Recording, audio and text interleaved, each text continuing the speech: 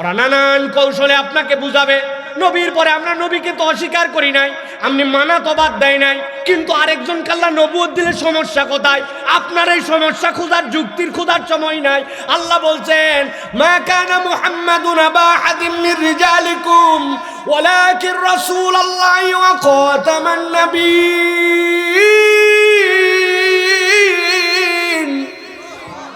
আমি বলে দিলাম নবীর পরে নবী নাই, এইটাই শেষ কথা। সব কথা তো আমার মাথায় ধরবে না, ঠিক কি না? এই ইমানে আপনাকে সব জায়গায় অবিচল থাকতে হবে। সেটা অর্থনীতিতেও থাকতে হবে, সমাজনীতিতেও থাকতে হবে, নামাজেও থাকতে হবে। আপনার যে নবুয়তের সমাপ্তি দেওয়া হয়েছে, আপনি কোনো জীবিত পুরুষ সন্তানের পিতা নন। আপনার পালক পুত্র জায়েদ থাকতে পারে, সে আপনার সন্তান নয়। আপনার নবুয়তের ধারা এখানে কাট করে দেওয়া হয়েছে, শেষ করে দেওয়া হয়েছে। এটার মধ্যে খেতাম দিয়ে দেওয়া হয়েছে, লক করে দেওয়া হয়েছে।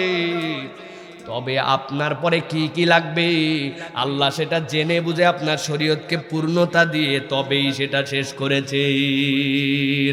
এই জন্য যত কৌশলে, কলে বলে, যুক্তিতে, ছলচাতুরিতে আপনার কাছে আসবে, এসে বলবে আমরা কি মুহাম্মদ সাল্লাল্লাহু আলাইহি ওয়াসাল্লামকে অস্বীকার করছি নাকি? তিনি তো পয়গম্বর, তিনি শেষ নবী। আমি তো নবীও বলতেছি না, তবে আল্লাহ আমাকে যদি ওহী দেয় তাহলে আমি কি করব? আমি নবীজির ধর্মটাকেই শুদ্ধ করার জন্য আসছি। এই কথা যদি বলে, এটা হচ্ছে কাট্টা কাফের, ইহুদিদের দালাল, ইংরেজদের দালাল। ওরা মুসলমানের ঈমান চুরি করতে চায়। এইগুলা যেখানে পাবেন সেখানে প্রতিরোধ করা লাগবে, ঠিক না? ঈমান বুঝানো লাগবে। এলাকায় কিন্তু তককে তককে ঘুরতেছে। আমি পঞ্চগড়ে গেছিলাম, 100 একর জমি কিনছি। কেনার পরে কেউ যদি কাদিয়ানীদেরকে স্বীকার না করে কষ্ট দেয়, দারুল হিজরা বানায় রাখছে। আপনারা নিয়ে যায়, বাড়ি গাড়ি সব দিবে। ওইদিকে পশ্চিমের দেশগুলো তাদেরকে সাপোর্ট দিচ্ছে। উদ্দেশ্য মুসলমানদের মধ্যে ক্ল্যাশ লাগানো, সাম্প্রদায়িক একটা গ্রুপ দাঁড় করানো। আমরাও পরিষ্কার বলে দিতে চাই, বাংলাদেশে থাকো কোনো সমস্যা নাই, তবে হিন্দুরা যেরকম আছে, খ্রিস্টানরা যেরকম আছে, পরিচয় তোমারটা নিয়ে থাকা লাগবে। মুসলমান পরিচয় নিয়ে থাকার সুযোগ না, ঠিক না? সর্বশেষ আয়াত আল্লাহ রাব্বুল আলামিন বলতেছে, কেউ যদি নবীর প্রতি ঈমান রাখে, আল্লাহ রাব্বুল আলামিন তাকে কি মর্যাদাটা দিবেন? কেন নবী করিম সাল্লাল্লাহু আলাইহি ওয়াসাল্লাম আপনার আমার জন্য রহমত। আমি 3টা পয়েন্ট বলেছিলাম, মনে আছে কিনা আপনাদের? রিসালাতে ঈমান, আল্লাহ যে রহমত বললেন, রিসালাতে ঈমান আমাদের জন্য রহমত হচ্ছে আল্লাহর করুণার ভাগীদার হয়ে যাওয়া। নবীজির রিসালাত স্বীকার করা বুঝে না মানে আল্লাহর রহমতের ভাগী হয়ে গেলেন আপনি। 2 নম্বর যেটা বলেছি, রিসালাতে ঈমান মানে ব্যাপক নির্মূল থেকে আল্লাহ রেহাই করে দিয়েছেন আমাদেরকে, এটা অটো রহমত আমাদের জন্য। 3 নম্বরে আল্লাহ রাব্বুল আমিনের নবীজি আমাদের উপরে কখনো অভিসম্পাত দেন নাই। এই 3টা আল্লাহ নবীর রিসালাত মানলে, নবীর পরে যারা আসছে সকলকে আল্লাহ এই দয়ার মধ্যে ভাগীদার করে দিয়েছেন। আল্লাহ বলতেছেন, নবী জানায় রাখেন এইটার দাম আল্লাহর কাছে কি? মা মিন আবদিন ইয়াশহাদু আল্লা ইলাহা ইল্লাল্লাহ ওয়া আন্না মুহাম্মাদান আবদুহু ওয়া রাসূলুহু ইল্লা হারামাহুল্লাহু আলান নার। দুনিয়ার কোন মানুষ যদি একবার বুঝে নেয়, বুঝে যদি বলে আশহাদু আল্লা ইলাহা ইল্লাল্লাহ ওয়া আন্না মুহাম্মাদান আবদুহু ওয়া রাসূলুহু, তিনি আল্লাহর রাসূল, তিনি আল্লাহর আব, এইটা যদি বুঝিয়ে বলে, আল্লাহ বলতেছেন আল্লাহ রাব্বুল আমিন তার জন্য একটা সুযোগ দিবেন। আল্লাহ বলছেন কি সুযোগ? আল্লাহ বলতেছেন আল্লাহ রাব্বুল আমিন ইল্লা হারামাহুল্লাহু আলান নার, আল্লাহ তার জন্য চিরস্থায়ী জাহান্নামে থাকাকে হারাম করে দিবেন। সুবহানাল্লাহ, হারাম হয়ে যাবে। কিন্তু আমরা যদি একটু এই পয়েন্টে যাই, শুনতে সহজ কিন্তু গভীর একটা কথা এর মধ্যে আছে, ওইটা বলে আজকে কথা শেষ করতে চাই। শুনবেন? আপনাদেরকে কিন্তু তাহলে বলতে হবে আপনাদেরকে আমার সাথে। আমি একটা কালেমা বলবো, দেখি আপনারা পারেন কিনা। পারলে কথা আছে, না পারলে নাই।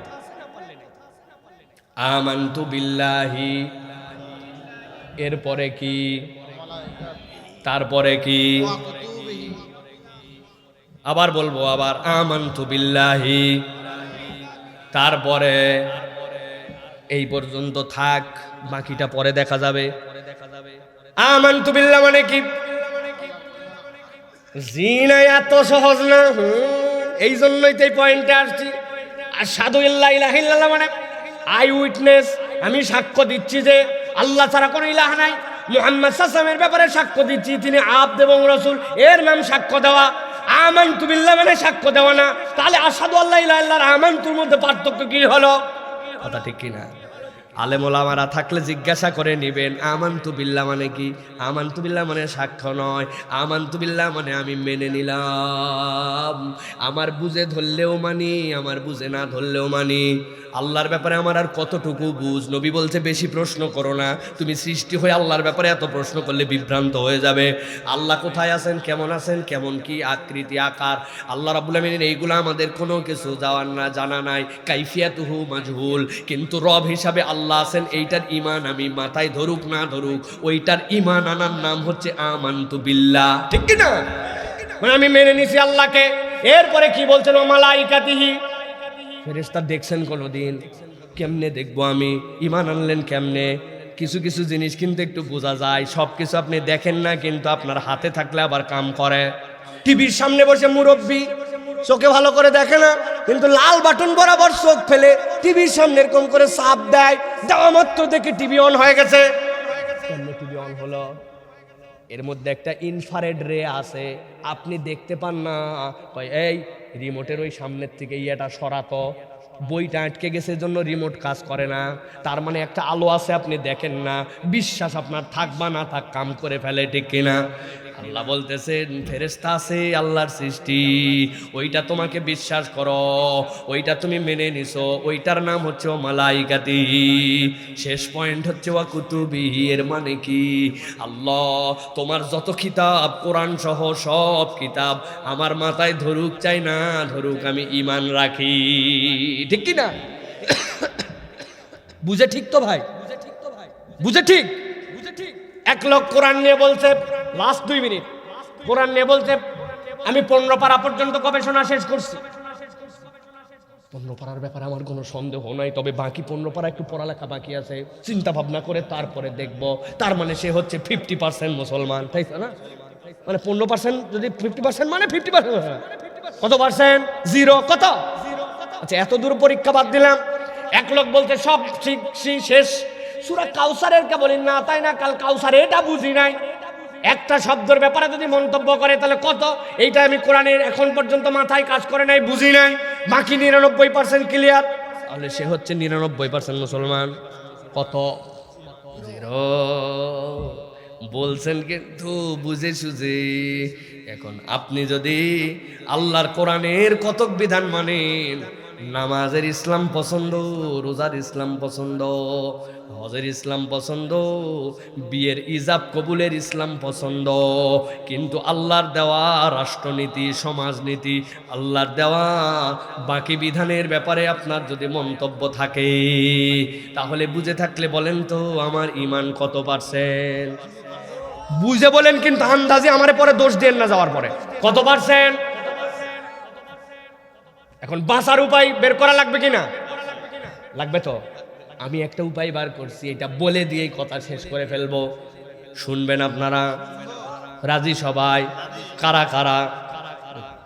বুদ্ধিটা দিয়ে দিব, হাত নামান। মাশাআল্লাহ, আমি হাত তুলাইছি আমার সাথে। আপনাদের যাদেরকে বুদ্ধি দিব, যাওয়ার সময় আমাকে মিনিমাম 50 টাকা করে পকেটে হাদিয়া দেওয়া লাগবে, ফিরি ফিরি শোনানো হবে না। অনেকে বলছে হুজুর মাহফিল আল্লাহ তো আপনার টাকা দিছে, দিছে দিছে ওরা, বুদ্ধি আপনাদেরকে দেওয়া হবে, বুদ্ধি পছন্দ হলে টাকা দেওয়া লাগবে। রাজি তো? ওই হুজুর সব তো ব্যাগের মধ্যে দিয়ে দিছি, খুচরা নাই, খালি বাড়ির যাওয়ার ভাড়া আছে। এই সকল কাহিনী কিন্তু চলবে না। আমরা এখন থেকে বুদ্ধি করে আমাদের কালেমাটা একটু ঘুরায় ঠিকঠাক মতো পড়বো। এখন থেকে আমরা পড়বো আমানতু বিল্লাহি ওয়া মালাইকাতিহি ওয়া কিছু কিছু কুতুবিহি, অথবা বুদ্ধি করে বলবো আমানতু বিল্লাহি ওয়া মালাইকাতিহি ওয়া যদ্দুর বুঝি তদ্দুর কুতুবিহি।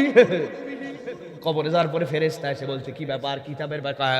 আমি ঠাকুরগার থেকে বলে আসছিলাম যদ্দুর বুঝি তদ্দুর কুতুবিহি, তুমি ধরতে পারবা না। এই কথা বললে তো কবরে মায়ের মাটিতে পড়বে। এই কথা বললে বুদ্ধিদাতাকে কি টাকা পয়সা দেওয়া যাবে? প্রিয় ভাইয়েরা, ব্রেন পরিষ্কার করে নিয়ে যান। মাথায় ধরুক চাই না ধরুক, আপনার বুদ্ধি বিবেচনায় কাজ করুক বা না করুক, কিতাবের ভিতরে যা আছে সব কিছুর উপরে আপনার ঈমান আনা লাগবে, ঠিক না? ওরা নানান কৌশলে আপনাকে বুঝাবে। নবীর পরে আমরা নবীকে তো অস্বীকার করি নাই, আপনি মানা তো বাদ দেয় নাই, কিন্তু আরেকজন কাল্লা নবুয়ত দিলে সমস্যা কোথায়? আপনার এই সমস্যা খোঁজার, যুক্তির খোঁজার সময় নাই। আল্লাহ বলছেন, মা কানা মুহাম্মাদুন আবা আহাদিম মির রিজালিকুম ওয়ালাকিন রাসূলুল্লাহি ওয়া খাতামান নাবিয়্যিন।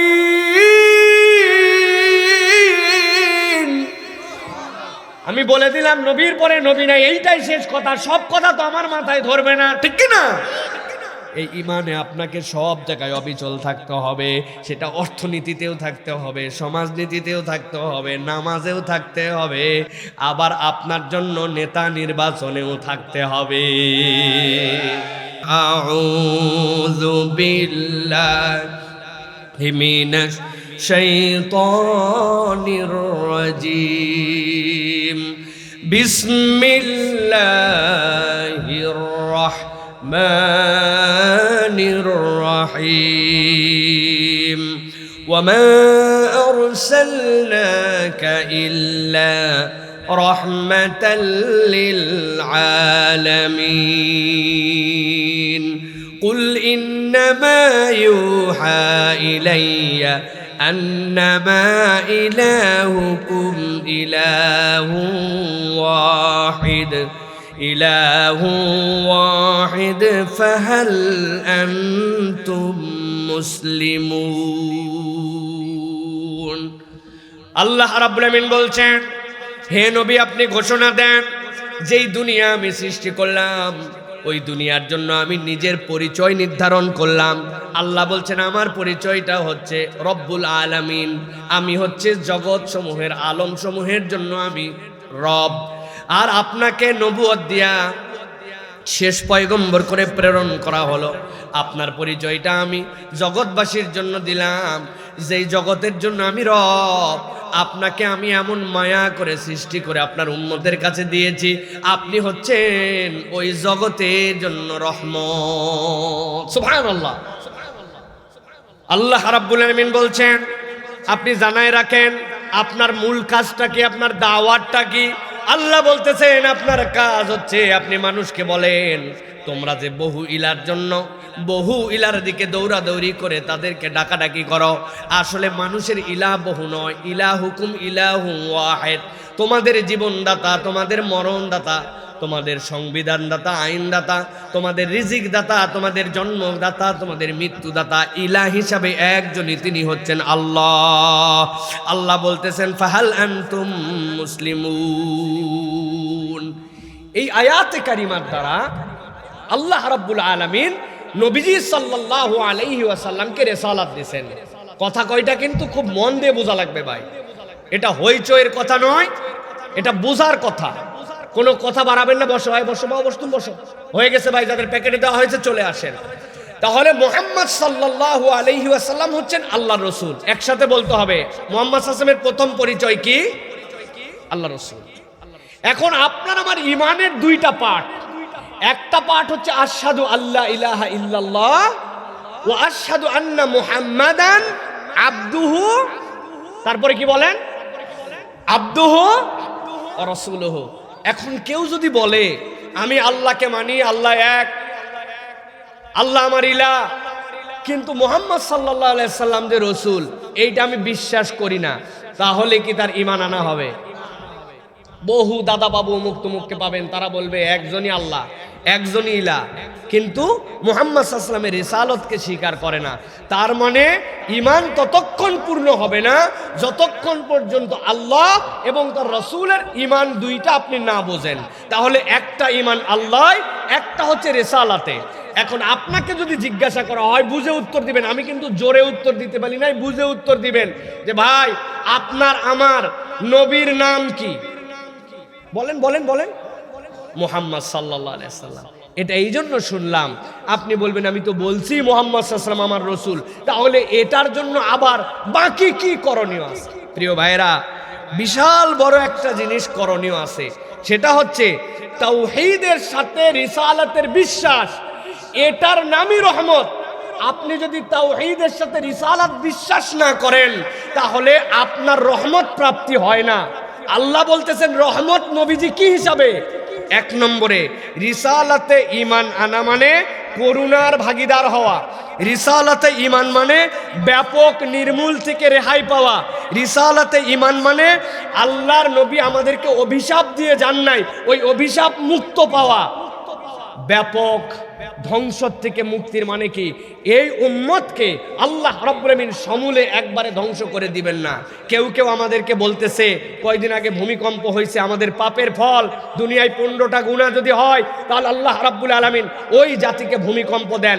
এর মধ্যে একটা মহিলারা যদি উন্মুক্ত বেহায়াপনার মধ্যে জড়িত হয়ে নাচ গানে যদি সয়লাভ হয় তাহলে ওই জাতিকে আল্লাহ ভূমিকম্প দেন। এখন আপনার আমার মোবাইলে নাচ, বাহিরে নাচ, ঘরে নাচ, বাহিরে নাচ, মহিলাদের হাঁটা চলাই একটা নাচের স্টাইল হয়ে গেছে। আছে কিনা আপনার এলাকায় ভাই? প্রিয় ভাইয়েরা, আমার আলোচ্য বিষয় ওই দিকে না। আমার আলোচ্য বিষয় মুহাম্মদ সাল্লাল্লাহু আলাইহি সাল্লাম আমাদের রসুল, আমরা বলছি তাই না ভাই? কিন্তু বিশ্বাস করেন মুহাম্মদ সাল্লাল্লাহু আলাইহি সাল্লামকে যদি রাসূল বলে আপনি স্বীকার করেন তাহলে এর 3টা রোকন আছে। এই 3টা রোকন যদি আপনি বিশ্বাস না করেন, না বোঝেন, তাহলে খালি মুখ দিয়ে বলছেন মুহাম্মদ সাল্লাল্লাহু আলাইহি সাল্লাম আমার রসুল, আপনার মুহাম্মদ সাল্লাল্লাহু আলাইহি সাল্লাম বিশ্বাস করা হয় নাই। এক নম্বরে মুহাম্মদ সাল্লাল্লাহু আলাইহি সাল্লামকে যদি আপনি আল্লাহ রসুল বলে স্বীকার করেন তাহলে 3টা স্বীকৃতি আপনাকে দিতে হবে। এক নম্বর, তার নবুয়তে আপনাকে বিশ্বাস করতে হবে। 2 নম্বর, তার মর্যাদা এবং ভালোবাসায় আপনাকে বিশ্বাস করতে হবে। 3 নম্বর, তার আনুগত্য এবং অনুসরণে বিশ্বাস করতে হবে। তার নবুয়তে বিশ্বাস, তার মর্যাদা এবং ভালোবাসায় বিশ্বাস, তার আনুগত্য এবং অনুসরণে বিশ্বাস। এই 3টা বিশ্বাস না থাকলে মুহাম্মদ সাল্লাল্লাহু আলাইহি ওয়াসাল্লামের রিসালাত স্বীকার করা হয় নাই। এখন বহুত লোক আছে মুখে বলে যে আমি নবী সাল্লাল্লাহু আলাইহি ওয়াসাল্লামকে মহব্বত করি, কিন্তু তার অনুসরণ করে না। আছে না ভাই? এখানে আছে নাকি ভাই? কেউ বয়স 60 বছর হয়ে গেছে, এখন মুখেও এখন পর্যন্ত দাড়ি রাখতে পারে নাই, কারণ এটা নবী তো রাখে নাই, এই জন্য উনি রাখে নাই, তাই তো না? নবীর বুকে দাড়ি ছিল না? ছিল না। আপনি রাখতে পারেন নাই কেন? কয় তোমার শাশি আম্মা পছন্দ করে না, এই সমাজেরও অত কালচার নাই, দেখতেও অত ভালো লাগে না, ভিতরে একটু চুলকায়, আনস্মার্ট লাগে। ঈমান চলে যেতে পারে, বুঝে বুঝে চলেন। রিসালাতে বিশ্বাস, তাহলে নবুয়তে বিশ্বাস, মর্যাদা ভালোবাসায় বিশ্বাস, তার আনুগত্য এবং অনুসরণে বিশ্বাস। প্রিয় ভাইয়েরা, আজকে এই 3টা পর্বে আলোচনা করব না, আমরা মূল আলোচনাটা করব তার নবুয়তে বিশ্বাস। আপনার আমার কাছে জিজ্ঞাসা, বলেন তো আমরা কি আল্লাহ নবী সাল্লাল্লাহু আলাইহি ওয়াসাল্লামের নবুয়তে বিশ্বাস করি না? করি না? জোরে বলতে হবে, করি না? করি না? করি না? করি না? করি। কিন্তু যারা আমাদের ফকিহবিদ, ইসলাম যারা বোঝেন, তারা বলছেন এই মুখ দিয়ে যে করি এই বলাতে এটার কোনো ভ্যালু নাই। একজন বলছে এই প্যান্ডেল উপরে দাঁড়ায় আছে না নাই? আছে। দাঁড়ায় আছে না নাই? আছে। আরে দেখতেই তো পাচ্ছি দাঁড়ায় আছে, কিন্তু বলতেছে আর কোনো খুঁটি নাই। তাহলে কি ওর বিশ্বাস করা হয়েছে ভাই? খুঁটি ছাড়া কে প্যান্ডেল আছে? আসমান একমাত্র দাঁড়ায় আছে, আল্লাহ সৃষ্টি করছে, কিন্তু আমি তো ওই খুঁটি আছে। এটা বোঝানোর জন্য বললাম, আপনি যদি তার নবুয়তে বিশ্বাস করেন, ওই নবুয়তে বিশ্বাসের 4টা খুঁটি আছে। এই 4টা কথা বিশ্বাস না করলে আল্লাহর নবীর নবুয়ত বিশ্বাস করা হয় না। এবার জিজ্ঞাসা করবো, একসাথে বলবেন, নবুয়তে বিশ্বাসের ভিত্তি তাহলে কয়টা? সবাই বলে না, একসাথে বলেন কয়টা? হাতগুলো এরকম করে বাইর করেন, ডান হাত পকেট থেকে চাচা বাইর করেন। আমি জিজ্ঞাসা করব নবুয়তে বিশ্বাসের ভিত্তি কয়টা? হাত তুলে বলতে হবে 4টা। হাত নামান একসাথে। নবুয়তে বিশ্বাসের ভিত্তি কয়টা? কিং, ওই যে কিং, কালো কিং, আপনি ইয়েস, হ্যাঁ, আপনি একটু হাত তুলতে হবে ভাইয়া। হ্যাঁ, এবার হাত নামান একটু, একসাথে তোলেন। নবুয়তে বিশ্বাসের ভিত্তি কয়টা? আলহামদুলিল্লাহ। এটা বলার কারণ আছে, আপনার এলাকায় কাদিয়ানিরা দেখবেন ঘুরতে শুরু করছে, ঈমান চুরি করতে শুরু করছে। আপনারে ট্র্যাপে ফেলায়া কৌশলে ওরা আপনার থেকে ঈমান নিয়ে যাবে। পুরা পৃথিবীর প্রজেক্ট এখন পঞ্চগড়, ঠাকুরগাঁ এবং এই অঞ্চলে তারা মুসলমানদের মধ্যে ঢুকে মুসলমানের ঈমান চুরি করতেছে, মুসলমান জানেই না, ঠিক না? অতএব প্রিয় ভাইরা, মুহাম্মদ সাল্লাল্লাহু আলাইহি ওয়াসাল্লামের নবুয়তের ভিত্তি হচ্ছে চারটা, মুখস্থ করেন। 1 নম্বর, মুহাম্মদ সাল্লাল্লাহু আলাইহি ওয়াসাল্লাম নবী এবং রাসূল হিসাবে বিশ্বাস আমি করিতেছি। এর 1 নম্বর ভিত্তি, তার নবুয়ত সার্বজনীন। মুহাম্মদ সাল্লাল্লাহু আলাইহি ওয়াসাল্লামের নবুয়ত কি? সার্বজনীন পূজা না, সার্বজনীন হচ্ছে নবী করিম সাল্লাল্লাহু আলাইহি ওয়াসাল্লামের নবুয়ত। টপ টু বটম, দিনমজুর থেকে মালিক, শ্রমিক থেকে মসজিদ, মসজিদ থেকে মাদ্রাসা, মাদ্রাসা থেকে ধানের ক্ষেত, ধানের ক্ষেত থেকে কলকারখানা, সব জায়গাতে তার নবুয়তের দৃষ্টান্ত সার্বজনীন। আল্লাহর নবী কেবলমাত্র মসজিদের নবী, ইমামের নবী নয়, আল্লাহর নবী সকলের জন্য, সকল কালের জন্য সার্বজনীন নবী। মনে থাকবে। 2 নম্বরে, তার মাধ্যমে নবুয়তের সমাপ্তি হয়েছে। আল্লাহর নবী শেষ নবী, এরপরে আর কোন নবী, কথা বলেন, আর কোন নবী, আর কোন নবী। আর যদি কেউ বলে আল্লাহর নবীর পরে কোন নবী আছে, আমি আল্লাহর নবীকেও মানি, কিন্তু তারপরেও কেউ নবী আসছে, আমরা বলে দিতে চাই, তুমি আর যাই হও, তুমি মুসলমান হতে পারো নাই। তুমি অন্য পরিচয় নিয়ে থাকতে পারো, কিন্তু মুসলমান পরিচয় নিয়ে তুমি থাকতে পারবে না, ঠিক কি না? এই দেশে হিন্দু আছে না নাই? এই দেশে খ্রিস্টান আছে না নাই? এই দেশে বৌদ্ধ আছে না নাই? এই দেশে অন্যান্য জৈন, অন্যান্য রাখাল, সাঁতাল, এরা আছে না নাই? প্রত্যেকে তাদের পরিচয় নিয়ে আসে, তাদের সাথে আমাদের কোনো গন্ডগোল নাই। ঠিক একই রকম আল্লাহ নবী সাল্লাল্লাহু আলাইহি ওয়াসাল্লামের পরে কোনো নবী নাই, তিনি শেষ নবী, এর পরে কোনো নবী আসবে না। এর বাহিরে যে বিশ্বাস করবে, বক্তব্য দিবে, আপনাকে যত যুক্তি দেখ, যাই দেখ, আমরা তাদেরকে বলতে চাই, তোমরা বাংলাদেশে তোমাদের পরিচয় নিয়ে থাকবে, মুসলমান পরিচয় নিয়ে। আল্লাহর নবীর পরে নবী আছে এই বিশ্বাস করলে থাকা যাবে না। তোমাদের নিরাপত্তা দেওয়া হবে, সব দেওয়া হবে, কিন্তু তুমি মুসলমান পরিচয় নিয়ে থাকতে পারবে না। তোমার আলাদা ধর্ম থাকবে, তোমার আলাদা পরিচয় থাকবে, মুসলমান তুমি নও, কেননা নবীর পরে নবী নাই। এটাই হচ্ছে আমাদের ঈমান, ঠিক কি না? এটা 2 নম্বর। 3 নম্বরে, আল্লাহর নবী নবুয়তের দায়িত্ব পরিপূর্ণভাবে পালন করেছেন। নবীজি নবুয়তের দায়িত্ব পরিপূর্ণভাবে পালন করেছেন, এটা আপনাকে ঈমান রাখতে হবে। সর্বশেষ 4 নম্বরে, রাসূলুল্লাহ সাল্লাল্লাহু আলাইহি ওয়াসাল্লাম যা কিছু শিক্ষা দিয়েছেন, এগুলা সন্দেহাতীতভাবে নির্ভুল। নবীর কোন শিক্ষার মধ্যে কেউ কোনো ভুল ধরলে তার নবীকে নবী মানা হয়। 4টা বিষয়, এই 4টা বিষয়ের আলোকে কোরআন আমাদেরকে কি শিক্ষা দিচ্ছে, আমরা এই 4টা বিষয়ের আলোকে 60টা আয়াত শুনবো, নিজের জীবনে সেটাকে গ্রহণ করব, এই মাহফিল থেকে চলে যাব ইনশাআল্লাহ। আল্লাহ রাব্বুল আমিন বলছেন, 1 নম্বরে, মুহাম্মদ সাল্লাল্লাহু আলাইহি ওয়াসাল্লাম তার নবুয়ত কিভাবে সার্বজনীন, আল্লাহ কোরআনে এটার ব্যাখ্যা নিজেই করেছেন। আল্লাহ বলছেন, ওয়ামা আরসালনাকা ইল্লা কাফাতাল লিন্নাসি বাশীরাও ওয়া নাযীরা। কোরআনের 34 নম্বর সূরা, সূরা সাবা, সূরা সাবার 28 নম্বর আয়াতের মধ্যে আল্লাহ বলছেন, নবী আপনি জানায় রাখেন, আপনাকে আমি প্রেরণ করেছি এই জন্য যে কাফাতাল লিন্নাস, জগতের সকল মানুষের জন্য আপনি যথেষ্ট। কি হিসাবে যথেষ্ট? আল্লাহ বলছেন, বাশীরাও ওয়া নাযীরা, আপনি আপনার উম্মতের জন্য শুভ সংবাদদাতা, আপনি আপনার উম্মতের জন্য সতর্ককারী। আমার নবীর আগে যত নবী আসছেন, আল্লাহ সব পয়গম্বরের জন্য আগে নাজির শব্দ ব্যবহার করেছেন। আপনি যান, ও পয়গম্বর, আপনার উম্মতকে আপনি সতর্ক করেন। ইন্না আরসালনা ইলাইকা, আপনাকে আমি প্রেরণ করেছি, ইলা কওমিকা, আপনার কওমের কাছে প্রেরণ করেছি। আল্লাহ নূহ আলাইহিস সালামকে বলেছেন, আনজির কওমাক, আপনি আপনার কওমকে সতর্ক করবেন, ভয় দেখাবেন। কিন্তু আল্লাহ বলছেন, ও আমার হাবিব, আপনাকে আমি আগে ভীতি দেখানোর জন্য প্রেরণ করি নাই, আপনাকে আগে রহমত করে প্রেরণ করেছি, আপনাকে আগে শুভ সংবাদ দিতে বলেছি। এই জন্য নবীজি সাল্লাল্লাহু আলাইহি সাল্লামের গায়ের মধ্যে যখন তায়েববাসী পাথর মারতেছিল, আল্লাহ নবী সাল্লাল্লাহু আলাইহি সাল্লাম যখন অজ্ঞানের মতো হয়ে গেছেন, একটা মানুষের গায়ে কি পরিমাণ পাথর নিক্ষেপ করলে আর রক্ত বের হলে, নবীজির পায়ের মধ্যে খরম ছিল। খরমটা কেমন? একটা আঙ্গুল কেবল নখের মধ্যে এরকম করে ঢুকে আটকায় থাকে, কাঠের খরম, এখনকার মতো চারিদিক দিয়ে ফিতা দেওয়া নয়। কি পরিমাণ রক্ত নবীজির গা থেকে বহমান হয়ে জুতা পর্যন্ত গেলে ওই জুতাটা খোলা যায় না, ওই জুতাটা আটকায় যায়। কি পরিমাণ নবীজিকে পাথর নিক্ষেপ করেছে। হযরতে আদ্দাস সেই সময় বাগানের মধ্যে কাজ করতেন, একটা সেই জায়গায় বাগান ছিল, যেই বাগানটা ওই সময় আঙ্গুরের।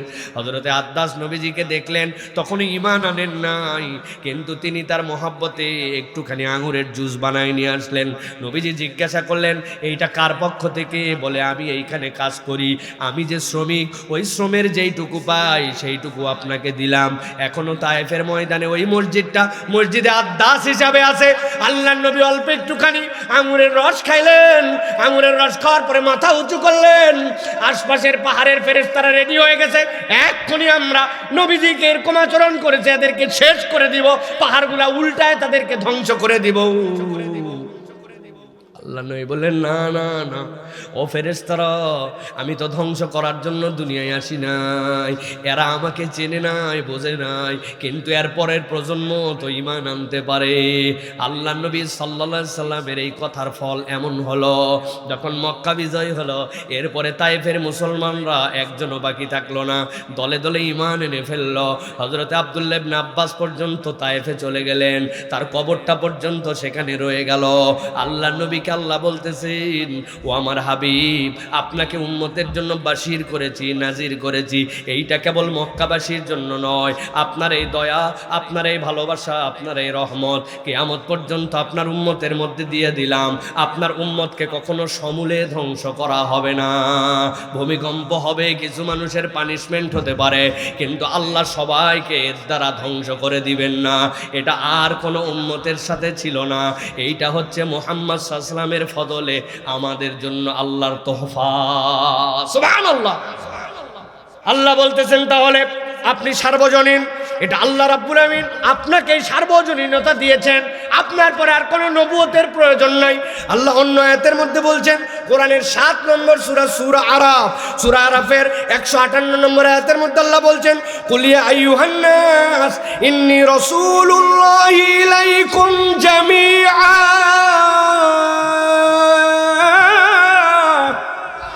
আল্লাহ আমার মধ্যে এমন গুণাগুণ দিয়েছেন, ওই গুণাগুণ দিয়ে আল্লাহ তোমাদের কাছে প্রেরণ করেছেন। আল্লাহ বলতেছেন দুনিয়ার যত মানুষ, সব মানুষের জন্য নবীজি মডেল। সুবহানাল্লাহ বলো। অনেক সময় আমাদের কাছে বলে, হুজুর ইসলামী আইন যদি সমাজে বাস্তবায়ন হয় তাহলে এই বেনিফিট কি খালি মুসলমান পাবে নাকি? যারা বোঝে না তারা এ জবাব দিতে জানে না। কিন্তু আমি যদি ছোট্ট একটা উদাহরণ 1 মিনিটে দেই, আপনি দেখেন তো আমাদের অনেক হিন্দু ভাইরা এলাকায় আছে না নাই ভাই? অনেক হিন্দু আছে না? কোনো একটা হিন্দুর সন্তান ধরেন গাঁজাখোর হয়ে গেছে, মাদকাসক্ত হয়ে গেছে, ইয়াবাখোর হয়ে গেছে, হিরোইন খায়, তাহলে হিন্দুর বাপ মাও যদি শিক্ষিত সভ্য হয়, তাহলে ওই বাচ্চাটা যদি মাদকাসক্ত হয়, হিন্দুর পরিবারে অশান্তি আছে না? আছে না? টাকা চাই, মারধর করে, অন্যায় করে, নিজের ক্যারিয়ার বরবাদ হয়ে গেছে, তার জ্বালায় তার বাপ মা বাঁচে না, সে হিন্দু হলেও তার পরিবারে অশান্তি আছে কিনা? আল্লাহ বলতেছেন আমি দুনিয়াবাসীর জন্য জানাই দিলাম, নবীর শরীয়তের মধ্যে তোমাদের জন্য মদ এবং মাদকতাকে হারাম করা হলো। কেবল 2টা ক্ষেত্রে মদ এবং মাদকতার বৈধতা থাকতে পারে। এর একটা হচ্ছে এটার দ্বারা যদি কোনো ট্রিটমেন্ট হয়, ডেডিকেটেড ডাক্তার যদি বলে এটা কোনো ট্রিটমেন্টের উপায়, তাহলে সেইটার ট্রিটমেন্ট হতে পারে, কিন্তু ওইটুকু পর্যন্তই যেইটুকু তার চিকিৎসার জন্য লাগবে। আর 2 নম্বর, কোনো ধর্মীয় আচার আচরণের যদি এইটার বৈধতা থাকে, তাহলে ওই ধর্মীয় আচার আচরণের জন্য সেই কর্তৃপক্ষের জন্য ততটুকু সময়ের জন্য এজাজত থাকবে। এর বাহিরে মদ এবং মাদকতা হারাম, হারাম, হারাম। এখন যদি এই আইন আপনার ঠাকুরগাঁয়ের, আপনার এই এলাকায় কঠোরভাবে বলবৎ হয়, তাহলে মুসলমানের ছেলেও খায় না, হিন্দুরটাও পায় না, তাহলে উপকার কি মুসলমান পাবে না উপকার সমাজ পাবে? একটা চোর ধরে নিয়ে আসছে, ধরে নিয়ে আসার পরে বিচার হয়েছে, 10 দিরহামের উপরে চুরি করছে, স্বভাব চোরই, ওই চোরে নেই তার পানিশমেন্ট, সরকার প্রমাণ করে দিছে, তার হাত কেটে দিছে, ডাকাতি করছে, রাস্তার মধ্যে দাঁড় করায় প্রমাণ হয়ে গেছে বিলাক্স, ডান হাত কাটা গেছে, বাম হাত কাটা গেছে, খাবে কেমনে? মায়া দেখানোর কোনো জায়গা নাই, একটা যদি কাটে 1000 চোর চুরি করা বন্ধ করে দিবে, ঠিক কিনা? সাহসটা হয়েছে কোত্থেকে? রাস্তার জন্য আপনার বাজেট দিল লক্ষ লক্ষ টাকা, আপনি যেই জায়গায় দেওয়া লাগবে পাথর, ওই জায়গায় দিয়েছেন খোয়া, যেই জায়গায় দেওয়া লাগবে 1 নম্বর বিটুমিন, ওই জায়গায় মারছে পুরা মোবেল আর কেরোসিন, যেই জায়গায় দেওয়া লাগবে বড় বড় মোটা মোটা রড, ওই জায়গায় দিছে। আপনাদের এলাকায় বাঁশ দিছে, আমাদের এলাকায় বাঁশ দেয়নি, আমাদের এলাকায় দিছে কঞ্চি আর কাবারি। বাঁশেরও একটা দাম আছে, বাপদাদার জন্মে কেউ দেখে নাই ঢালাইয়ের মধ্যে বাঁশ দেওয়া যায়, এই বাংলাদেশে তারা দেখাইছে। পারটা কিভাবে পাইছে? একটা এরকম বাঁশ দেওয়া লোককে যদি আচ্ছা মতো শরীয়ত মতো বাঁশ দিয়া ডান হাতটা কাটে বাম হাতটা কাটে যদি মোড়ের মধ্যে টাঙ্গায় দেওয়া যায়, তো যে এই হাত পাটা ওই লোকের দেখতে আপনার কাছে অমানবিক অমানবিক মনে হবে, কিন্তু আল্লাহ বলছেন ইয়া আইয়ুহান নাস ইন্নী রাসূলুল্লাহি ইলাইকুম জামিআ, আমি ওই 1400 বছর আইন আগে যেটা দিয়ে গেছে কিয়ামত পর্যন্ত দুনিয়া যত আগাক একই আইনে যদি সমাজ চলে, তাহলে আমি গ্যারেন্টার হলাম তোমার সমাজের মধ্যে থেকে একদিকে ইসলাহ চলবে, একদিকে তাজকিয়া চলবে, একদিকে মানুষ পরিবর্তন করার আন্দোলন চলবে, আরেকদিকে আল্লাহর আইন যদি থাকে তাহলে ওই সমাজ পরিবর্তন হবেই হবে, ঠিক কি না? একবার খালি ভাবেন তো, একটা এমপি ঠ্যাং কাটা গেছে আর হাত কাটা গেছে, বাকি অনেকে বলবে ভাই আপনি এবার এমপি হন, বলতে রাগ তোর এমপি, আমার এমপি হওয়ার দরকারই নাই ভাই, ওগুলো যাদের মন চায় তারা করুক গা, ঠিক কিনা? ওরা ঠ্যাং ধরছে চাপে, ভাই আপনার মতো ভালো লোক নাই, আপনি একটুখানি মেহরবানি করে চেয়ারম্যান হয়, কই আমি তো ভালো, কিন্তু সাথে যে গ্লাস ওইগুলা কে যে 2 নম্বরই করবে, পরে দায়িত্বশীল হিসাবে তো আমারও কিছু হাত কাটা যেতে পারে, বাবা তোমরা করো গা, আমি এর সাথে নাই। লোকজন মিলে ঠ্যাং চাপে ধরবে কিন্তু নিরাজি হবে না।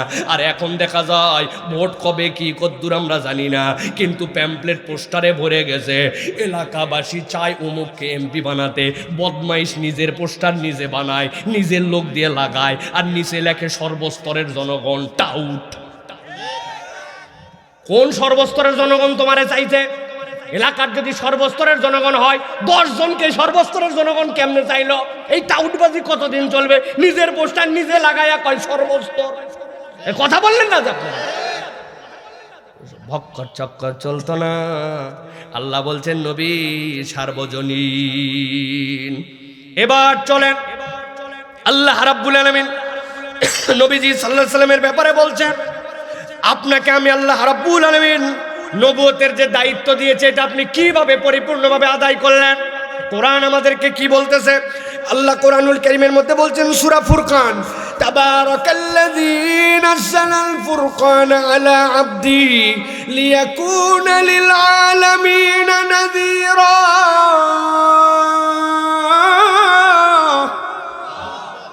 গভীর মনোযোগ, ঠান্ডা মাথায় কোরআনটা শুনেন।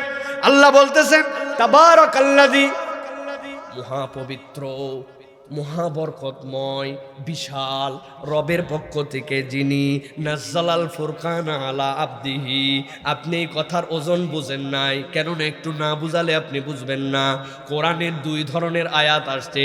একটা আয়াত জেনারেলি আল্লাহ বলেছেন, কিন্তু যদি কোনো আয়াতের শুরুতে 2টা শব্দ থাকে, একটা হচ্ছে সুবহানাল্লাযী আর একটা হচ্ছে তাবারাকাল্লাযী, তাহলে বুঝতে হবে আল্লাহ এরপরে এমন কথা বলতেছেন যেটা মানুষের বোঝা এবং মানুষের চেতনার বাহিরে। একটুখানি আল্লাহু আকবার বলা যাবে না? আরে না বুঝেই বলেন, তাও বলেন আল্লাহু আকবার। এবার চলেন উদাহরণ দেই। কোরআনুল কারীমের মধ্যে আল্লাহ রাব্বুল আলামিন বলতেছেন, কোরআনের 15 নম্বর পারা, আল্লাহ 15 নম্বর পারাতে সূরা বনী ইসরাঈলে বলতেছেন, আপনি জানেন, দেখেন তো এই আয়াত আপনি শুনেছেন কিনা? আল্লাহ বলছেন সুবহানাল্লাযী আসরা বিআবদিহি লাইলাম মিনাল মাসজিদিল হারাম ইলাল মাসজিদিল আকসাল্লাযী বারাকনা হাওলাহু। আল্লাহ বলছেন আমার হাবিব মুহাম্মদ সাল্লাল্লাহু আলাইহি সাল্লাম সুবহানাল্লাযী, আল্লাহ বলতেছেন মহাপবিত্রতা কদ্দুর, কি বিষয় এত পবিত্রতা? আল্লাহ নিজেই নিজের পবিত্রতা করতেছেন। কি জন্য? আল্লাহ বলতেছেন আল্লাযী, ওই রব তিনি কে আসরা আবদিহি, তার বান্দাকে রাত্রিকালীন ভ্রমণ করাইছেন এই মসজিদে হারাম থেকে বাইতুল মুকাদ্দাস পর্যন্ত। আল্লাহ নবী বাইতুল মুকাদ্দাসে গেছেন, এরপর আল্লাহ নবী সেখান থেকে সপ্ত আসমান ভেদ করে আল্লাহ নবী মেরাজে গেছেন কিনা? নবীজি সাল্লাল্লাহু আলাইহি ওয়াসাল্লাম পরের দিন আসলেন, সকালবেলা দাঁড়াইছেন, দাঁড়ানোর পরে মক্কার লোকজনকে ডেকে বলছেন, শোনো শোনো, গতকালকে আমার আল্লাহ আমারে এই খানায় কাবার থেকে আমাকে বাইতুল মুকাদ্দাস নিয়ে গেছেন, এরপরে সেখান থেকে আমাকে নিয়ে গেছেন সপ্ত আসমানের উপরে। আবু জেহেল ওই দিন সকাল সকাল ছিল, নবীজির হাত এসে খপ করে ধরে ফেলছে। কি বললে আবার বলো তো? এই লোকজন যারা আছে কাছে, এদিকে আসো, কাছে যারা আছে এদিকে আসো, কথা ঘুরাবে না কিন্তু। কি বলছো বলো? আবার কি বলবো? গতকালকে আমার আল্লাহ আমাকে এই মসজিদে হারাম থেকে কাবার চত্বর থেকে আমাকে বাইতুল মুকাদ্দাস পর্যন্ত নিয়ে গেছেন, তারপরে সেখান থেকে থামো, আর সেখান থেকে লাগবে না, তোমাকে এই মক্কার থেকে নিয়ে বাইতুল মুকাদ্দাস গেছে, আবার মক্কাতে তুমি সকালের আগে ব্যাক আসছ, মক্কার লোকজন এদিকে আসো, এদিকে আসো, সব লোক আসছে। বলো তো তোমরা, মক্কার থেকে যদি কোনো একটা দাবরানি যদি ঘোড়া বাইতুল মুকাদ্দাস কয়দিন লাগে? 8 দিন লাগে, 9 দিন লাগে, 8 রাত লাগে। আর যদি কোনো উট দাবড়ায় কতদিন লাগে? 11 দিন লাগে, 13 দিন লাগে। উট ভেদে ঘোড়া ভেদে যায়। দেখো দেখো, এতদিন বলছিলাম মুহাম্মদ উল্টা পাল্টা কথা বলে, মিথ্যা কথা বলে, নাউজুবিল্লাহ, প্রমাণ করতে পারি নাই, আজকের প্রমাণ হয়ে গেছে। ওরে তোমরা ঘিরে ধরে রাখো, আমি একটা ভিআইপি লোকরে ধরে নিয়ে আছি, যে কথায় কথায় তার সাথে সাই দেয়। দৌড়াই চলে গেছে আবু জেহেল। আবু কোহাফা বাড়িতে আসো নাকি? পিটায় পিটায় বার করছে উম্মুল খায়ের কোথায়? উম্মুল খায়ের কোথায়? হযরত আবু বকরের মায়ের নাম উম্মুল খায়ের। কি হয়েছে সকালবেলা? আবু বকর কোথায় আছে? হাত ধরছে। আবু বকর রাদিয়াল্লাহু তাআলা গায়ের চাদর ঠিক করতে পারতেছেন না, টেনে ছিঁচড়ায় নিয়ে আসতেছে। কি ঘটনা? বলে এতদিন বলছি তোমার সাথী মিথ্যা কথা বলে, প্রমাণ দিতে পারি নাই, আজকে সকলের সামনে প্রমাণ হয়ে যাবে, আটকায় রেখে আসছি, তাড়াতাড়ি চলো। আবু বকর রাদিয়াল্লাহু তাআলা আসছেন। আসার পরে বলছে, মুহাম্মদ যেই কথা বলেছিলেন এখন সেইটা আবার বলো। ইতিমধ্যে তো লোকজন জড়ো হয়ে গেছে। নবীজি সাল্লাল্লাহু আলাইহি সাল্লাম এবার বলতে শুরু করেছেন, ও মক্কার লোকেরা, আমার আল্লাহ গতকালকে রাত্রে আমাকে উদ্ধাকার ভ্রমণ করিয়েছেন। আমাকে আল্লাহ এই খানায় কাবার চত্বর থেকে বাইতুল মুকাদ্দাস, সেখান থেকে 7 আসমান ভেদ করে আমাকে সিদরাতুল মুনতাহা নিয়ে গেছেন। আবু বকর রাদিয়াল্লাহু তাআলার সামনে আবু জেহেল বলছে, আর বলা লাগবে না, এবার মক্কার লোকেরা বলো, তোমরাও তো রিহলাতাশ শিতাই ওয়াস সাইফ, একটা ভ্রমণে যাও তোমরা ইয়ামেনে, আরেকটা ভ্রমণে যাও সিরিয়ায়। তোমরা তো জানো ওই বাইতুল মুকাদ্দাস পর্যন্ত যাতে কয়দিন লাগে। এই লোক এমনই মিথ্যা কথা বলছে, আবারও বলতেছে গত রাত্রে নাকি যাই নাই, খালি ঘুরে আসছি। আবু বকর প্রমাণ করে দিছি কিনা? আচ্ছা, নবীর দিকে ফিরে বলছেন, ইয়া রাসূলুল্লাহ, আপনি কি কথা বলছেন? হ্যাঁ, সজ্ঞানে হ্যাঁ। আপনি কি স্বপ্নে গেছেন না সশরীরে? অবশ্যই আল্লাহ আমাকে সশরীরে নিয়ে গেছেন। এই কথা শোনার পরেই আবু বকর রাদিয়াল্লাহু তাআলা লোকজনের দিক থেকে মুখ ঘুরায় কাবার দিকে মুখ ফিরালেন। আবু বকর রাদিয়াল্লাহু তাআলা বলতে শুরু করলেন, ওয়াল্লাহি রব্বুল কাবা, কাবার রবের কসম করে বলতেছি, মক্কার লোকেরা শুনে নাও, সাদ্দাকতা ইয়া রাসূলুল্লাহ, সাদ্দাকতা ইয়া হাবিবাল্লাহ, আল্লাহ নবী আপনি অবশ্যই সত্য কথা বলেছেন, অবশ্যই সত্য কথা বলেছে।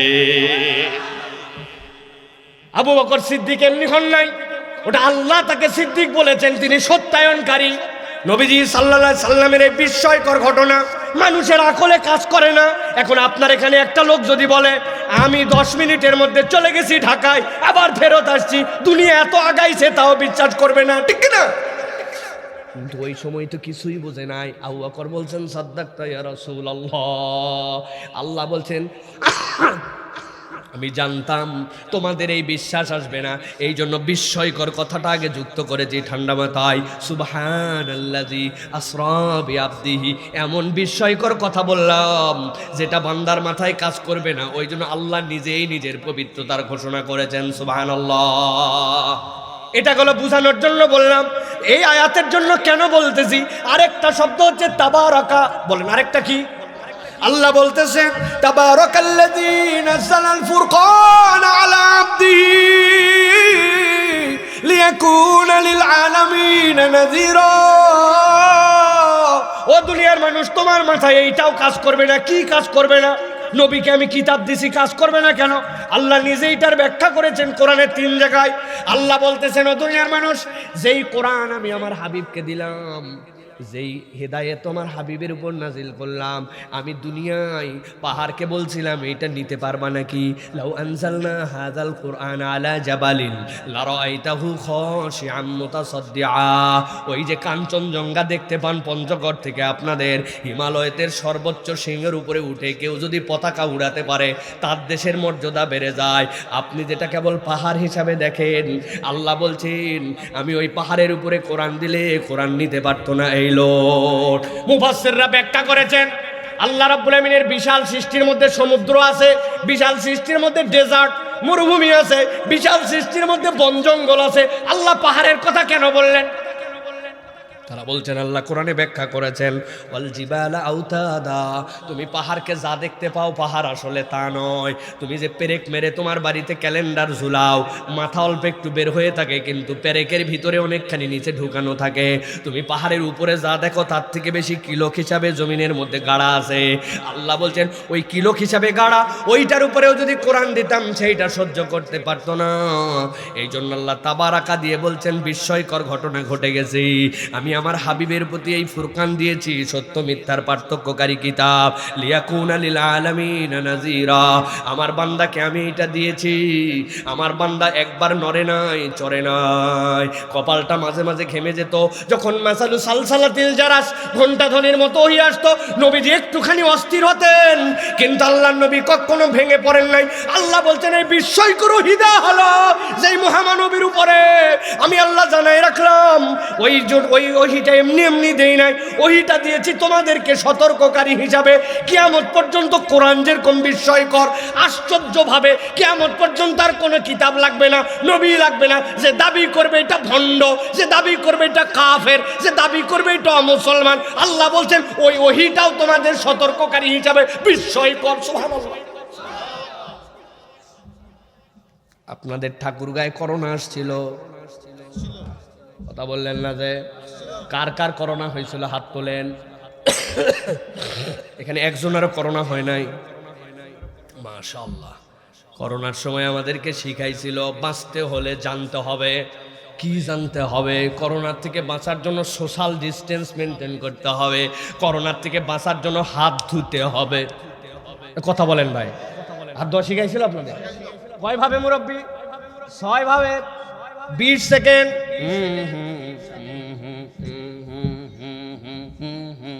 6 ভাবে হাত ধোয়া লাগবে শিখাইছে না? মনে করেন টিভিতে দেখছিলেন ওই সময় প্রথমে এইভাবে ডলবেন, এইভাবে দিবেন, এইভাবে দিবেন, এইভাবে শিখায়নি। এক লোক এখন করোনার থেকে বাঁচার জন্য 20 সেকেন্ড ধরে হাত ধুইছে, হাত ধোয়া কমপ্লিট। এরপরে কপালের এই জায়গাটা একটু চুলকানি উঠছে, চুলকাইছে, চুলকানির পরে মনে হয়েছে কিরে হাত ধোয়ার আগেও তো কপালে একবার হাত দিছিলাম, তাহলে ভাইরাস তো এখানে আসছিল, আবার তো হাতে আসলো, বাঁচবো কিভাবে? আবার হাত ধো, আবার হাত ধুইছে, ধুয়ে টুয়ে হঠাৎ করে শার্ট সরানোর সময় এই জায়গায় আবার একটু চুলকাইছে, হাত এরকম করছে। পরে মনে হয়েছে কি রে প্রথমবার হাত ধরার আগে তো এখানেও হাত দিছিলাম, তাহলে আবার তো হাতের মধ্যে লাগলো, এখন উপায় কি? বলছে আবার হাত ধো। এই জন্য অ্যাডভার্টাইজ বানাইছিল ধুতেই থাকো, ধুতেই থাকো, তোর সাবান স্লো নাকি রে? শুনছেন না? ভালো করে বোঝেন। আপনি এখন হাত ধন, খালি হাত ধন, আপনারা হাত ধোয়ায়।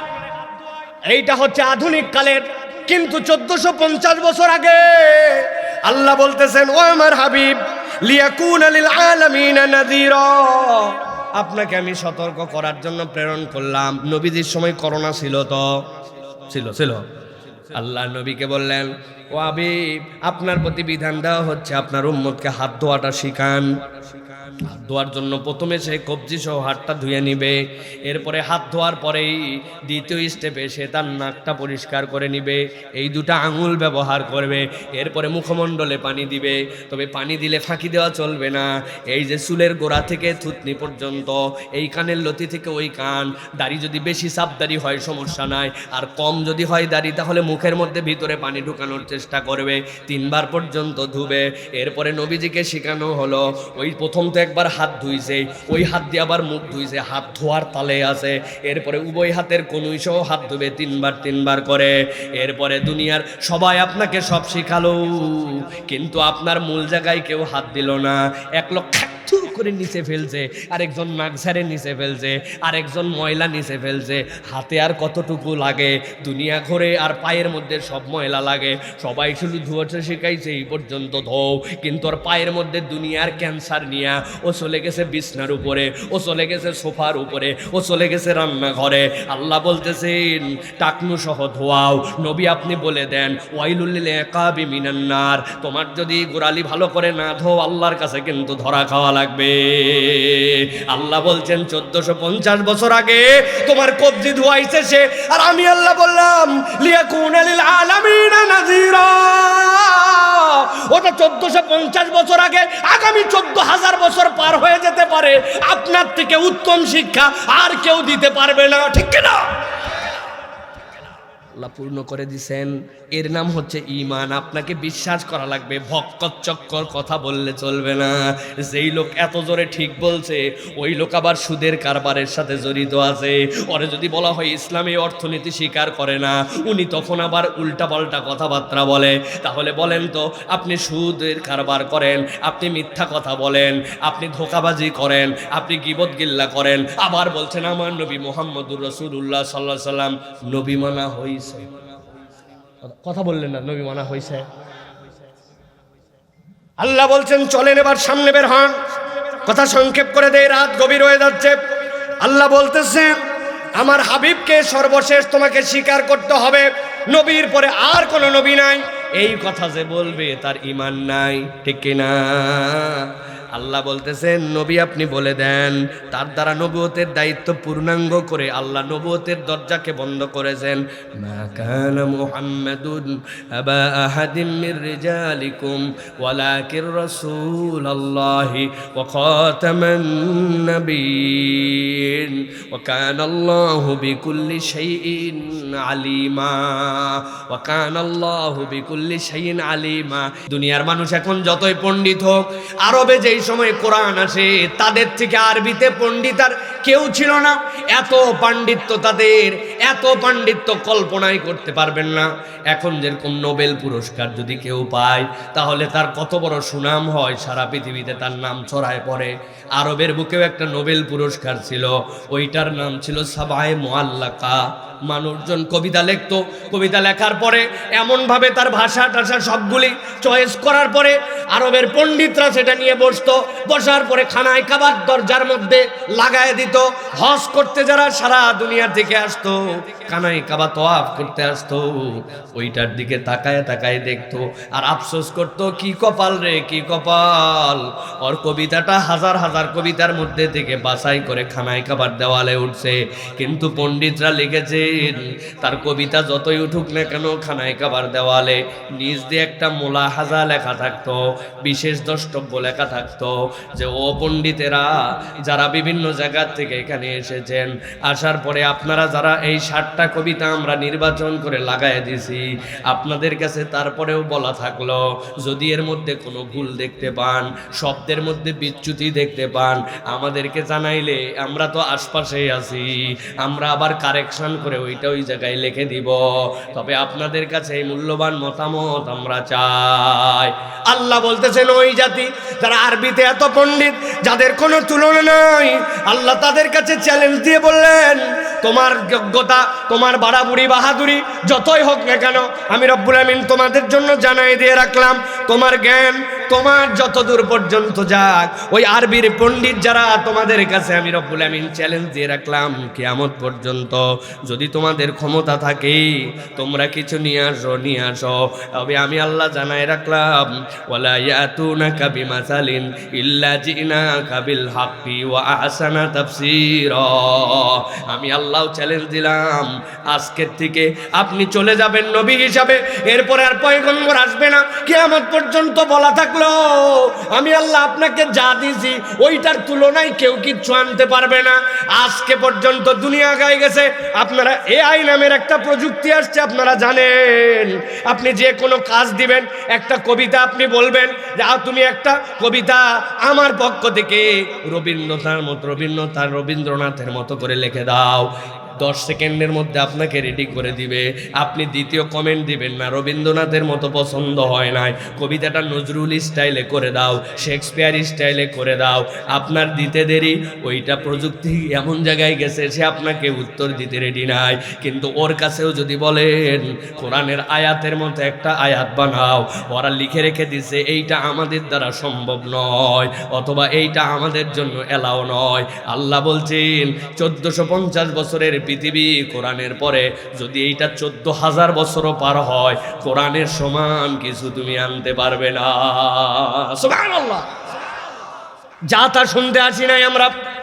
আল্লাহ রাব্বুল আমিন কোরআনুল কারীমের মধ্যে বলছেন নবী আপনার কাছে বলে রাখি, কি আপনাকে দিলাম, আল্লাহ বলতেছেন ওয়াকাযালিকা আওহাইনা ইলাইকা রূহাম মিন আমরিনা মা কুনতা তাদরি মাল কিতাবু ওয়ালাল ঈমান।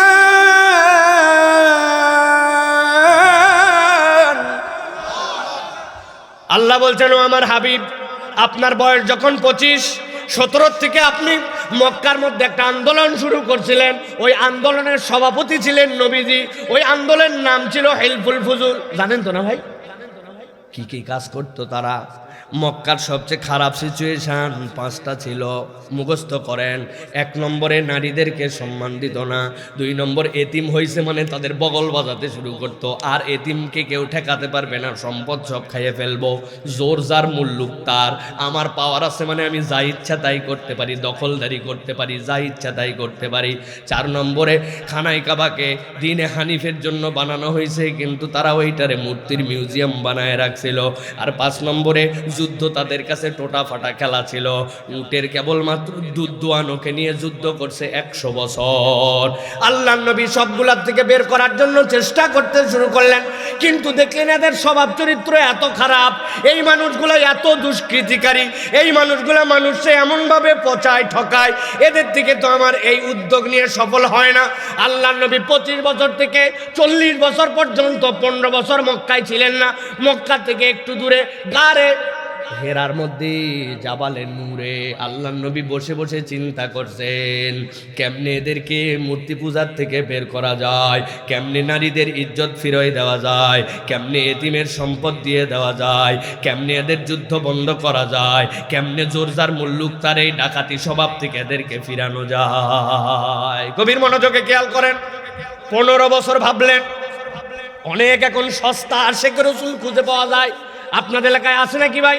12 মাস খবর নাই, ঈদে মিলাদুন নবী করার জন্য তার পেরেশানি শেষ নাই। যদি জিলাপি না থাকে মিলাদেও বসে না, আছে না?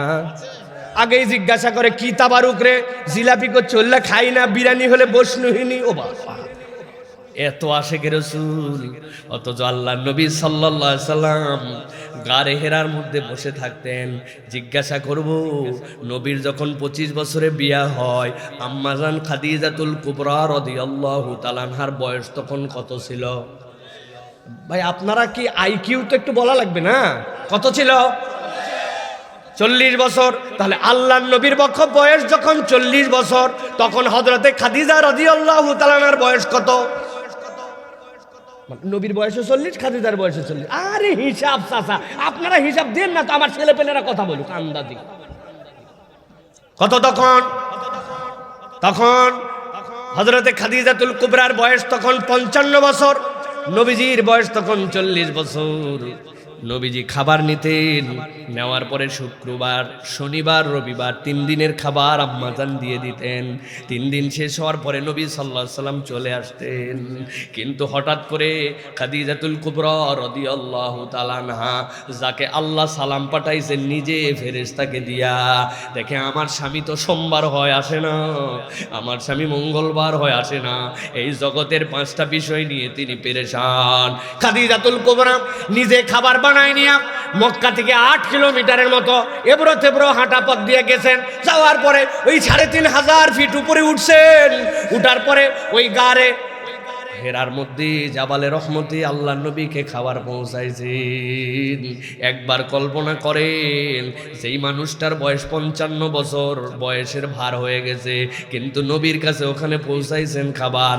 আপনি আমিও আশেকে রাসূল, আর আমার উম্মাহাতুল মুমিনিন খাদিজা রাদিয়াল্লাহু তাআলা আনহাও আশেকে রাসূল। চরিত্র হিসাবে নবী করিম সাল্লাল্লাহু আলাইহি ওয়াসাল্লামের আশেকে রাসূল যে হবে, তার মানসিকতা হবে ত্যাগের মানসিকতা, ঠিক কি না? তাহলে নবীজি ভাবতেছেন 5টা বিষয় নিয়ে। আমি ভূমিকাটা আপনাদের কাছে ক্লিয়ার করে ভালো করে বোঝেন। আল্লাহ বলতেছেন কতদিন ভাবলেন? 15 বছর। সমাধান নাই। আল্লাহ বলতেছেন ওয়াকাযালিকা আওহাইনা ইলাইকা রূহাম মিন আমরিনা। আল্লাহ বলছেন একটা ফেরেশতা নবীজির কাছে চলে আসলো, ইয়া মুহাম্মদ, কে আপনি? যে সাইজ সেটার বর্ণনাও আল্লাহ নবী দিয়েছেন। আনা জিবরিল জিতু মিনাল্লাহি সুবহানাহু ওয়া তাআলা, আল্লাহর পক্ষ থেকে আপনার কাছে আসছি। কেন? বলে রব্বুল আলামিন আপনাকে নবুয়ত দিয়েছেন, এখন আমি যা বলি আপনি তাই বলেন। ইকরা। নবী বললেন মা না বেকারিন। জিবরাইল আমিন আল্লাহর নবীকে বুকের সাথে ধরলেন, ধরে দিলেন চাপা। নবী করিম সাল্লাল্লাহু আলাইহি ওয়াসাল্লাম ঘাবড়ায় গেছেন। কেননা জিবরাইলের থেকে বড় সৃষ্টিগতভাবে যার ভিতরে প্রাণ আছে আল্লাহর দুনিয়ায় আর একটাও নাই, এত বড় সৃষ্টি, সুবহানাল্লাহ। নবীজি বলছেন আমি তাকালাম, জিবরাইল আমিন পাখা খুললেন। গারে হেরাত থেকে আরাফাত, এর মধ্যে জিবরাইল কেবল কয়টা পাখা খুলছেন? পিছনের সূর্য আড়াল হয়ে গেছে। আল্লাহু আকবার। আল্লাহ রাব্বুল আমিন বলতেছেন, ওই জিবরাইলের পরে বললো ইকরা মা নবী করিন, ইকরা মা নবী করিন। তিনবারের পরে যখন চাপ দিল, দেওয়ার পরে বললো ইকরা বিসমি রাব্বিকাল্লাযী খলাক। যেই বলেছে আল্লাহর নবী সাথে সাথে পড়েছেন। আল্লাহর নবী পড়ার পরেই আল্লাহর নবী নবুয়ত নিয়া ওই গারে হেরা থেকে নেমে বাড়িতে আসছেন। আল্লাহ নবীকে বলছেন আপনি কি পাইলেন জানেন নাকি? আপনি কি পাইলেন জানেন? আল্লাহ কোরআনুল কারীমের মধ্যে বলতেছেন সূরা সূরার মধ্যে, মা কুনতা তাদরি মাল কিতাবু ওয়ালাল ঈমান। ও আমার হাবিব, আপনি শিরিক করেন নাই, কিন্তু আমি আল্লাহ আপনাকে বললাম আপনি ঈমান কাকে বলে জানতেন না। আপনি দুনিয়ার বুকে কিতাব কাকে বলে এটা আপনার জ্ঞান ছিল না। আমি আল্লাহ আপনাকে বললাম মা কুনতা তাদরি মাল কিতাবু ওয়ালাল ঈমান। আপনি এই দুইটা জানতেন না। ওয়ালাকিন জাআলনাহু নূরা। আপনাকে আমি কোরআন দিলাম, ওহী দিলাম, কিন্তু আমি কোরআন আর ওহী না বলে বললাম আমি আপনাকে আলো দিলাম, আলো দিলাম, আলো দিলাম। আপনার উম্মত যদি আলো গ্রহণ করে তার আর কোনো চিন্তা নাই, ওই আলোই তাকে জান্নাতে নামায় দিবে। সুবহানাল্লাহ। আল্লাহ রাব্বুল আমিন বলতেছেন কাজ কি হবে? নাহদি বিহি মান নাশাউ মিন ইবাদিনা। আপনার ওই উম্মতের মধ্যে আমার যারা ইবাদ, আমার যারা গোলাম, একবার যারা আল্লাহর কাছে নিজেকে আব্দ হিসাবে সমর্পণ করে দিবে, আমি আল্লাহ ওই আব্দদেরকে এইটা দিয়ে হেদায়েত দিব। সুবহানাল্লাহ। আব মানে কি? ইসলাম যদি একটা কনস্টিটিউশন হয়, ওই কনস্টিটিউশনকে ফলো করেই যারা ইসলামের ছাত্র তারাই মুসলমান, তারাই আব। আল্লাহ বলছেন আমি আল্লাহ চ্যালেঞ্জ দিয়ে দিলাম, ওয়া ইন্নাকা লাতাহদি ইলা সিরাতিম মুস্তাকিম। এই কোরআন সিরাতে মুস্তাকিম, এটাই আপনার জন্য সরল সঠিক রাস্তা। এছাড়া আপনি যত তন্ত্র মন্ত্র খোঁজেন কিয়ামত হয়ে যাবে, আপনি তন্ত্র মন্ত্র দ্বারা কিচ্ছু মুক্তি আনতে পারবেন না। এই জন্য দেখবেন কোরআন ছাড়া যত শিক্ষিত তত বড় চোর। আন্দাজি ঠিক বললেন না? বুঝে হঠাৎ করে বাজারের মধ্যে খবর হয়েছে আসরের নামাজে মসজিদে একটা জুতা চোর জুতা চুরি করছে। খবর পাইতে দেরি, যেই বেটা ওই দিন আসরের নামাজ পড়ে নাই ওইও বলতেছে চল তো মসজিদের সামনে জুতা চুরি করছে। কত বড় বেটা! শীতের দিন গাটা গরম করে আসি, আসর কিন্তু ওই পড়ে নাই, কিন্তু চোর মারার জন্য দৌড় লাগায়। আছে কিনা? কথা বললেন না যে আছে কিনা? সুযোগ পাইলে একটু গণধোলাই দে দুইটা থাপ্পড়। আপনি এই জুতা চোরের জন্য জুতার দাম 100-150 টাকা, চোর মারতে বের হয়ে যান। কিন্তু আপনি যারে নির্বাচিত করেছিলেন, আপনি যারে দেশের দায়িত্ব দিয়েছিলেন, এলাকায় যিনি মন্ত্রী হয়েছিলেন, উনি এত পরিমাণ চুরি করছে যে দেশের 5টা ব্যাংকে আর 5,000 টাকা গ্রাহককে দেওয়ার নাই। 5 ব্যাংক এক করে এখন সরকার বাকিগুলা সামাল দেওয়ার চেষ্টা করতেছে। তাহলে যেইগুলো ওই বড় বড় চোর, ওদের ধোলাই কবে হবে? কথা বললেন না স্যার? এগুলো ধোলাই দেওয়া লাগবে তো না ভাই?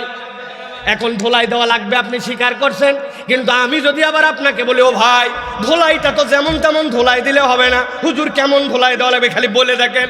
আমি বললাম না না, উত্তেজিত হয়েন না। আপনি কি নামাজ কালাম পছন্দ করেন? বলেন কি? কম পড়ি আর বেশি পড়ি, নামাজ আমার সাথে, রোজা রাখি হুজুর রাখি, জাকাত দেই হুজুর দেই, অথবা বিশ্বাস করি কিন্তু জাকাত পরিমাণ সম্পত্তি আমার নাই। হজ জীবনে ইচ্ছা আছে একবার হলেও করব ইনশাআল্লাহ। তাহলে আপনি নামাজ রোজা হজ জাকাত সবই তো মানলেন। করলেন, কিন্তু যেই আল্লাহ নামাজ রোজা হজ যাকাত দিলেন, ওই আল্লাহই তো কোরআনের মধ্যে পেনাল কোড দিয়েছেন। চোর যদি চুরি করে তার বিচার কেমনে হবে, ডাকাত যদি ডাকাতি করে বিচার কেমন হবে, চোর যদি চুরি করার পরে ছাড়া পেয়ে আবার চুরি করে তার বিচার কেমন হবে, কোন নারীকে যদি বেইজ্জতি করে তার বিচার কেমন হবে, জনগণের রাস্তার টাকা যদি মাইরে খায় আর প্রমাণ হয়ে যায় তার বিচার কেমন হবে। আমরা দুনিয়ার বিচার আর করতে চাই না, চলেন না আমরা এবার আল্লাহর আইন দিয়ে, আল্লাহর বিধান দিয়ে, আল্লাহর কোরআন দিয়ে বিচার করি। এই হুজুর তো মনে করছিলাম, এই হুজুর মনে করছিলাম দলীয় হুজুর না, এখন দেখি এই হুজুরও দল করে আছে কিনা। এর মধ্যেই কতগুলা লোক আছে এখন মিশাই মিশাই হাসতেছে কিন্তু ভিতরে জ্বলতেছে। আমার আল্লাহ রাব্বুল আমিন বলতেছেন, ওয়া ইন্নাকা লাতাহদি ইলা সিরাতিম মুস্তাকিম।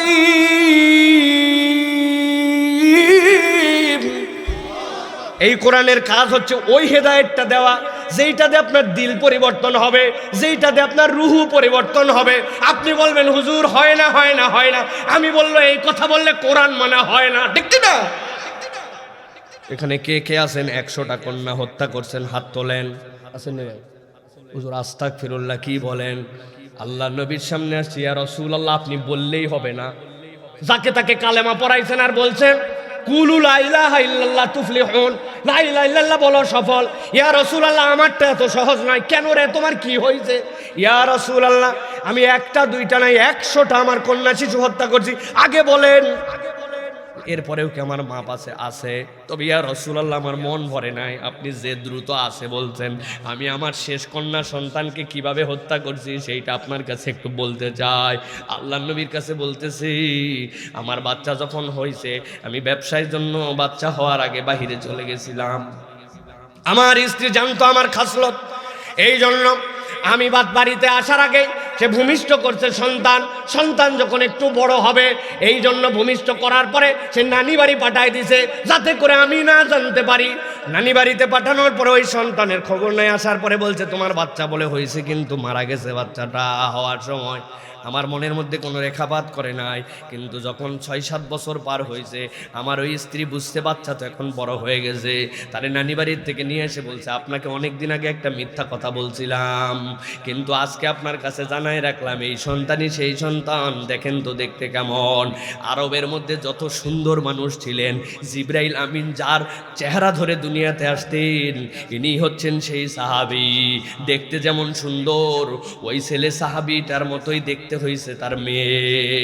দেখার পরে আমার কলিজা জুড়ায় গেল, কিন্তু আমার মনের তো পুরাতন শয়তান আবার চাং দিয়ে উঠলো, যেই কন্যা তো বড় হওয়ার পরে অমুক অমুক লোক তমুক লোক তাকে খারাপ ব্যবহার করবে, আমি কেমনে পরিচয় দিব আমার কন্যার সাথে খারাপ আচরণ করা হয়েছে?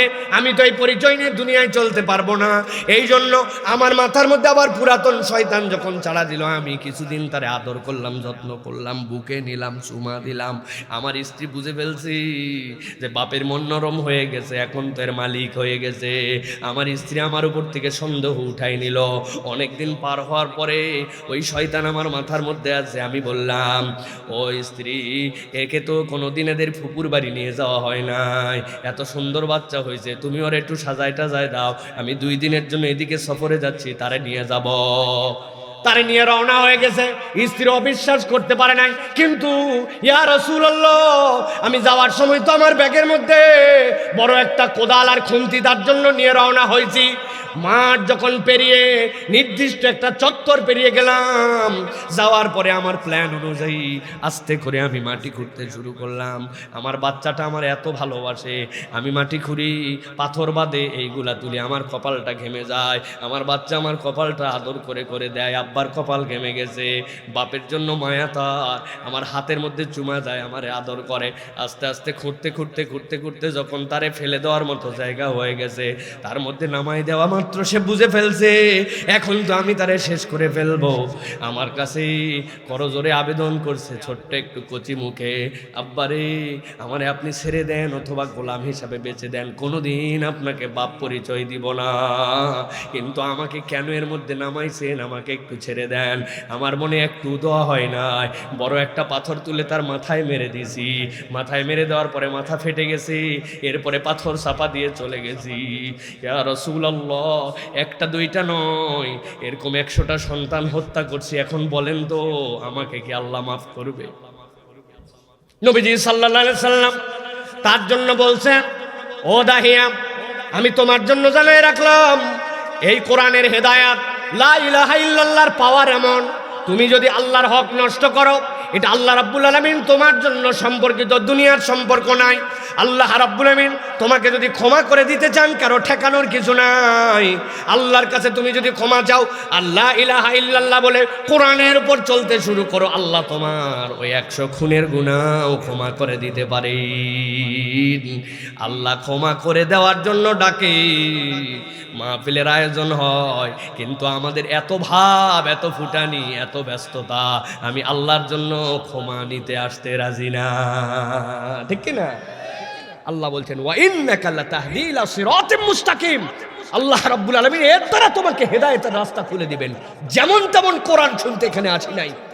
রাত গভীর, ঠান্ডার রাত, উপর থেকে কুয়াশা পড়তেছে, নিচের যেই পরিমাণ আপনাকে খড় দিছে, এইটা আপনাকে ওম দিচ্ছে না, কিন্তু এই যে বসে গেছি, এইটা ফাউল বসা নয়, এটা জান্নাতে আপনার আমার মর্যাদার কারণ হবে। ঠিক না? রাস্তায় ঘোরার যোগ্যতা সকলের আছে, এখানকার মানুষও ঘুরতে পারতো। ঘরে শুয়ে থাকার যোগ্যতা, স্বাভাবিকতা সকলের আছে, এখানকার মানুষও পারতো। মোবাইল কম বেশি এখন সকলের আছে, মোবাইল ঠেলতে পারতো, কিন্তু এখানে বসার যোগ্যতা সকলের নাই। ঠিক না? এর জন্য কপাল লাগে, এর জন্য কপাল লাগে। অতএব আমরা এসে গেছি, আমরা কোরআনুল কারীম থেকে কিছু কথা শুনতে চাই। রাজি আছেন ইনশাআল্লাহ? কিছু কথা শুনবেন তো ইনশাআল্লাহ? তবে আপনাদেরকে বলে রাখি বাবা, আমি আপনাদের এখানে যেহেতু এই জায়গাটায় প্রথম আসছি, আমার শ্রোতা কিন্তু ইয়াংরা, মুরব্বী যারা আসেন, আপনারা দয়া করে, যদি আপনার বয়স 50+ হয়, আপনি বাড়ি চলে যেতে পারেন। জীবনে বহু আজ আপনি শুনছেন, আপনার বয়সের যা ওয়াজ শুনছেন, এ পরিমাণ আমরা ওয়াজ করেই পারি না এখনো। ঠিক কিনা ভাই? অর্থাৎ বাবারা, আপনারা যদি মনে করেন আপনাদের জন্য ছুটি, আপনারা টন টন করে বাড়িতে যাইয়া সুন্দর করে পান খাইয়া আপনারা শুয়ে যেতে পারেন। তবে যাওয়ার আগে হিসাব করে যাইয়েন, চাচি আম্মার কাছে আপনার চাবি আছে, যায় খলাত বসে থাকা লাগবে, আপনার বাড়ির চাবি কিন্তু আপনার কাছে।